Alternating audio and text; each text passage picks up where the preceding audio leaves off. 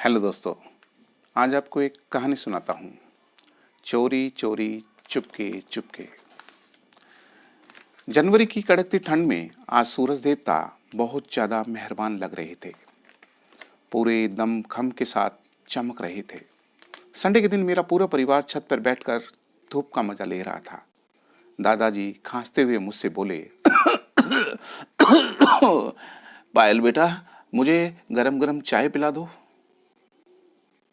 अभी दादाजी की बात खत्म हुई थी कि सभी एक साथ बोले, मैं भी, मेरे लिए भी, मुझे भी। चाय से भरी ट्रे लेकर जब मैं छत पर पहुंची तो शर्म के मारे पानी पानी हो गई थी। आनंद जाने कब आ गया था। माँ, बाबूजी, दादाजी और छोटे भाई के साथ बैठे गप्पे मार रहा था। सभी बातें करते हुए हंस रहे थे। मैंने नजर चुराकर आनंद की तरफ देखा। रंग उड़ गया था उसका मुझे आते देख। हेलो पायल, कैसी हो? आते हुए उसने मुझसे पूछा, पर मैं सिर हिलाकर रह गई। कांपते हाथों से जब मैंने उसे अपने हिस्से की चाय का कप दिया तो ऐसा लगा जैसे जान निकल गई हो मेरी। शर्म से पानी पानी हो गई थी मैं। थैंक यू पायल। लूट लिया था उसके थैंक यू ने। खामोश रहकर मैं पीछे दीवार का सहारा लेकर खड़ी हो गई।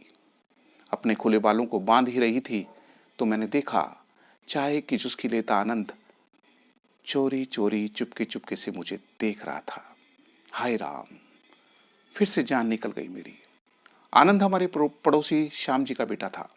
नोएडा की आईटी कंपनी में अच्छी पोस्ट पर काम कर रहा था। शनिवार इतवार जब भी आता हमारे घर जरूर आता, पर मुझे लगता था जैसे सिर्फ मेरे लिए आता था।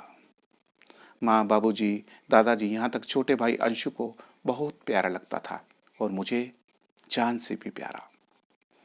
और पायल, अब तो पढ़ाई भी पूरी हो गई, अब आगे क्या विचार है? नौकरी करनी है या शादी? सभी को हंसा दिया था उसने, पर मेरा सब कुछ छीन लिया था। धक सी रह गई थी खड़ी खड़ी में। क्या बोलती कि ये, हाँ शादी करनी है आनंद, तुमसे, सिर्फ तुमसे।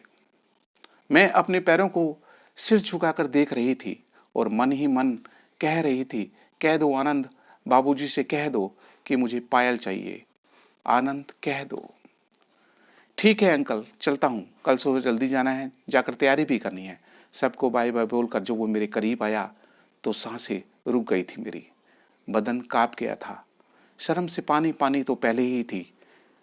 ठीक है पायल, चलता हूँ, चाय के लिए थैंक यू, बस इतना ही बोला था, मगर वो लफ्ज़ आज भी मेरे कानों में शहद की तरह खुले हुए हैं। वो तो चला गया, पर पीछे छोड़ गया मुझे अपनी यादों के सहारे। मैं दीवार के साथ खड़ी खड़ी सुन्न हो गई। मैं पूछ भी नहीं सकी, आनंद फिर कब आओगे? बस जाते हुए देख रही थी अपने दिल के टुकड़े को। पायल, चलो बेटा नीचे चलें, आज रसोई में बहुत काम है। माँ ने जब पुकारा था तब मैं निकली थी आनंद के ख्यालों से। बस अब रह गई तो सिर्फ आनंद की मीठी यादें। तो भाई बस इतनी सी थी बात। Thank you so much.